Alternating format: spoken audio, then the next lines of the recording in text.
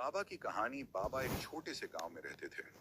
वह एक साधारण व्यक्ति थे, लेकिन उनके दिल में एक अनोखी बात थी। वह हमेशा दूसरों की मदद करने के लिए तैयार रहते थे। बाबा का नाम पूरे गांव में प्रसिद्ध था। वह हमेशा मुस्कुराते हुए रहते थे और उनकी आंखों में एक अनोखी चमक थी। वह गांव के लोगों की हर संभव मदद करते थे, चाहे वह किसी की बीमारी का इलाज करना हो या किसी की फसल की रक्षा करना हो। एक दिन गांव में एक बड़ा संकट आया। एक भयंकर तूफान ने गांव को तबाह कर दिया। घरों की छतें उड़ गईं, पेड़ गिर गए और फसलें बर्बाद हो गईं।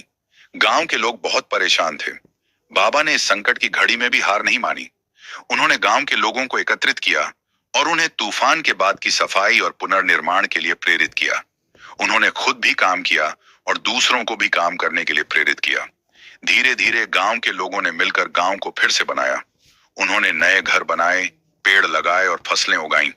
गांव फिर से हरा भरा और सुंदर हो गया। गांव के लोग बाबा की बहुत प्रशंसा करते थे। उन्होंने बाबा को एक समारोह में किया और उन्हें एक पुरस्कार दिया।